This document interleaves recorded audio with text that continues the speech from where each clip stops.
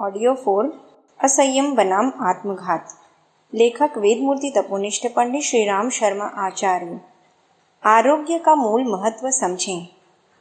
रोग को आज जिस प्रकार एक फैशन मान लिया गया है और उसकी हानियों को गंभीरता से न सोचने का जो स्वभाव बनता जा रहा है, वह बीमारी से भी अधिक भयंकर है। किसी चीज को हटाने या मिटाने का प्रयत्न मनुष्य तभी करता है जब उसकी भयंकरता और हानियों को भली प्रकार समझे। बीमारी और कमजोरी मानव जीवन की सबसे बड़ी क्षति है। लोग धन की हानि को प्रधानता देते हैं, पर वस्तुतः स्वास्थ्य की हानि ही सबसे बड़ी हानि है। कमाई में लोग धन, संपत्ति या प्रतिष्ठा को सब कुछ समझते हैं, पर यह भूल जाते हैं कि स्वस्थ शरीर के बिना न तो किसी भी बड़ी सफलता को उपलब्ध किया जा सकता है और न उसे स्थिर रखा जा सकता है। विभूतियां उसी के पास ठहरती हैं जो उनकी सुरक्षा रखने में समर्थ है। दुर्बल व्यक्ति से लक्ष्मी ही नहीं, विभूति भी तिरस्कृत करती हुई विदा हो जाती है। इसलिए लक्ष्य जो भी हो, उसे प्राप्त करने एवं सुरक्षित रखने के लिए सर्वोपरि साधन स्वास्थ्य की चिंता, अभिवृद्धि एवं सुरक्षा करनी ही चाहिए। स्वास्थ्य की उपयोगिता हमें समझनी चाहिए और यह भी जानना चाहिए कि इस बहुमूल्य विभूति को खो देने पर मनुष्य मणिहीन सर्प की तरह निस्तेज हो जाता है। उपेक्षा करने से हर चीज घटती और नष्ट होती है। हमारे स्वास्थ्य का विनाश भी इस बुरी आदत के कारण ही होता है कि हम स्वास्थ्य की उपयोगिता की ओर ध्यान नहीं देते और न यह सोचते हैं कि उसकी क्षति जीवन की कितनी भयानक क्षति है। यदि इस ओर हमारा समुचित ध्यान हो तो जिस प्रकार धन दौलत की चिंता में बहुत सारा समय लगाते हैं, उसी प्रकार आरोग्य की रक्षा के लिए क्यों समय न लगावेंगे, क्यों कर ध्यान न देंगे। जिस ओर ध्यान दिया जाएगा उस ओर प्रगति का होना अवश्य भावी है। मनुष्य का चित्त एक जादू भरी शक्ति अपने अंदर छिपाए बैठा है। उस शक्ति को जिस दिशा में भी प्रयुक्त किया जाने लगे, उसी ओर भारी सफलता के उपकरण देखते देखते इकट्ठे होने लगते हैं। गंभीर एवं महत्वपूर्ण समस्या। जिस प्रकार बिना विद्या पढ़े कोई विद्वान नहीं बन सकता, उसी प्रकार स्वास्थ्य की दिशा में जागरूक रहे बिना और उसकी सुरक्षा के लिए सचेष्ट रहे बिना कोई व्यक्ति न तो निरोग रह सकता है और न दीर्घजीवी बन सकता है। इसलिए जिन्हें जीवन से प्यार है, जो मनुष्य जीवन का कुछ लाभ लेना चाहते हैं, उन्हें सबसे प्रथम एक ही काम करना चाहिए कि स्वास्थ्य के महत्व पर गंभीरतापूर्वक विचार करें, उसके अभाव में होने वाली हानियों तथा स्वस्थ शरीर की संभावनाओं पर देर तक सोचें। यदि यह महत्व ठीक तरह समझ में आ जाए तो हम आरोग्य को प्राप्त करने के लिए सच्चे मन से सचेष्ट होंगे और तब दुर्बल शरीर को सबल बनाना और रोगों से छुटकारा प्राप्त करना कुछ भी कठिन न रहेगा। संसार सागर की यात्रा के लिए हमारा शरीर एक नाव है। शरीर के ऊपर हमारा पार उतरना या डूब जाना बहुत कुछ निर्भर करता है। जिस तरह छिद्रयुक्त, जीर्ण शीर्ण, कमजोर नाव से चंचल, गतिशील, संघर्ष युक्त जलधारा को पार करना कठिन है, उसी तरह रोगी, निर्बल, असमर्थ शरीर से जीवन यात्रा भली प्रकार पूरी करना संभव नहीं होता। विजय, सफलता, आनंद, उल्लास में जीवन बहुत कुछ स्वस्थ एवं बलवान शरीर पर निर्भर करता है। शरीर मनुष्य के लिए एक ऐसी ईश्वरीय देन है जिसके अभाव की पूर्ति संसार में अन्य कोई भी वस्तु नहीं कर सकती। हृदय, बुद्धि जैसे महत्वपूर्ण उपकरण भी अपना अस्तित्व सतेज स्वस्थ शरीर में ही कायम रख सकते हैं। शरीर के अस्वस्थ होते हुए ही बुद्धि मंद हो जाती है, विवेक जाता रहता है, हृदय अपना आनंद संगीत बंद कर देता है। मनुष्य के लिए शेष रह जाती है जीवन की भयानकता, कठोरता, अशांति, क्लेश, अपमान। वह जीवित होते हुए भी मृत तुल्य हो जाता है। हमारा शरीर उस शीशे के ग्लोब की तरह है जिसके माध्यम से लालटेन की दीप शिखा अपनी ज्योति बाहर प्रकट करती है। गंदा कालिक धुंध से खराब शीशा रोशनी को भली प्रकार बाहर प्रकट नहीं होने देता। जीर्ण शीर्ण, कमजोर शरीर भी आत्मज्योति की प्रकाश किरणों को संसार में व्याप्त नहीं होने देता।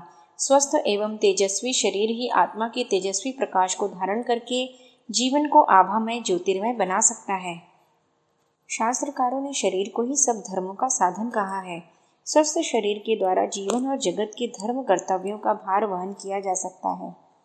वस्तुतः बिना मजबूत शरीर के न हम किसी का ऋण चुका सकते हैं और न अपना कर्तव्य पूर्ण कर सकते हैं।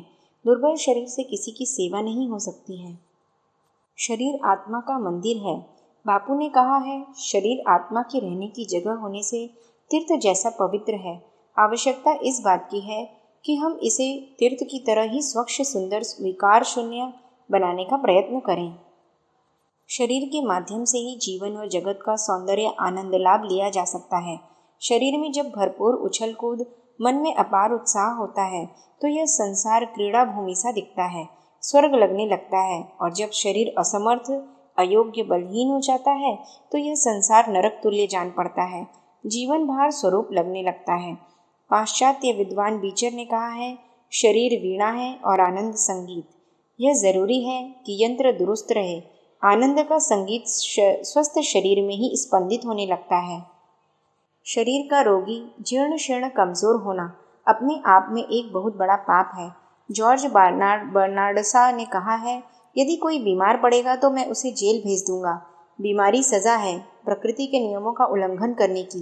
रोगी होना अपने आप में अपराधी होना है। मुख्यतः मनुष्य की अपनी भूलें, वे परिस्थितियां जिनमें वह रहता है और जिनके निर्माण में खास तौर से वह स्वयं ही उत्तरदायी है, मुख्य होती है। रोगी होकर जहाँ मनुष्य के लिए नरक या जीवन का द्वार खुलता है, वहाँ समाज की उन्नति में भी बाधा पहुँचाता है, क्योंकि एक ओर तो वह व्यक्ति समाज के लिए जो कुछ करता है वह रुक जाता है, दूसरे अन्य लोगों का समय, श्रम, धन रोगी के लिए लगने लगता है। परिवार के लोगों में चिंता फैलती है। स्वस्थ बलवान शरीर फटे कपड़ों में भी सुंदर लगता है। रोगी और निस्तेज व्यक्ति सुंदर कपड़ों के सौंदर्य को भी भद्दा बना देता है। उसे कितना भी सजाओ, वह आकर्षक और कुरूप ही लगेगा। उत्तम स्वास्थ्य जीवन का सौंदर्य है, आनंद की खान है। स्वास्थ्य और बल की उपासना की प्रथम कक्षा मानव देह है। शरीर को स्वस्थ, बलवान, तरोताज़ा, स्फूर्तिवान, तेजस्वी बनाना आवश्यक है। यही वह आधार है जिससे जीवन में अन्य स्रोत खुलने की संभावना हो सकती है। स्मरण रहे, स्वस्थ शरीर में ही स्वस्थ मन निवास करता है। बलवान शरीर ही आत्मा का तेज गुण धारण करने में समर्थ होता है। कांतिवान, हंसमुख चेहरा, तेज ओज ही दूसरों के लिए आकर्षण का प्रकृत केंद्र होता है। मनुष्य के शारीरिक स्वास्थ्य पर ही शक्ति सामर्थ्य के अन्य स्रोत निर्भर करते हैं।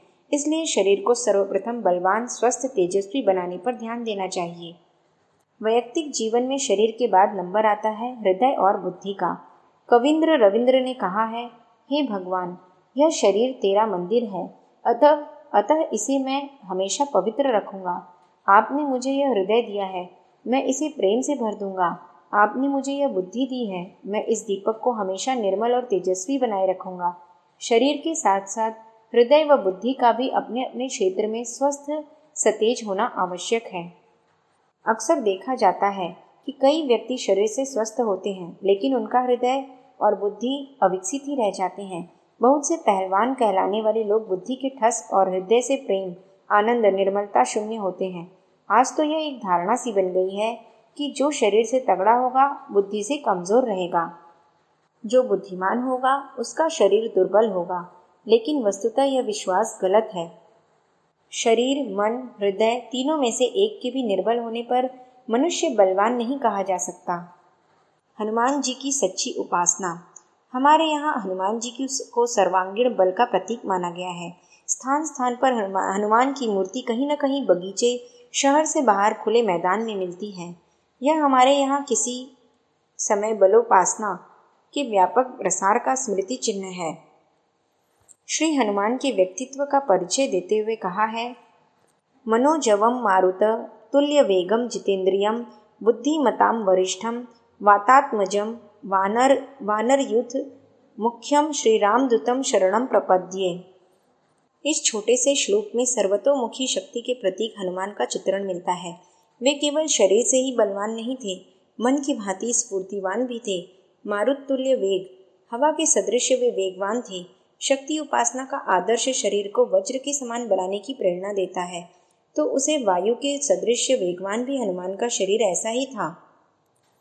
वे चट्टानों को चूर चूर कर देते थे तो 10 कोस भी चले जाते थे। वे वायु जैसे गतिवान थे। शरीर के प्रतीक हनुमान शरीर के साथ साथ मन में भी अपार बलशाली थे। उन्होंने वासना को जीत लिया था। वे जितेंद्रिय थे, बुद्धिमान थे। उनका शक्ति, व्रत, तप, प्रधान जीवन सभी प्रकार के श्रेष्ठ था। शरीर और मन पर उनका पूरा पूरा अधिकार था। वे बुद्धिमानों में भी श्रेष्ठतम थे। हृदय से भी वे सभी प्रकार निर्मल, पवित्र और सरल थे, तो परम भक्त भी थे। हनुमान राम के अनन्य भक्त थे। शरीर, मन, बुद्धि, हृदय के साथ साथ मनुष्य का एक बल और होता है, संगठन बल।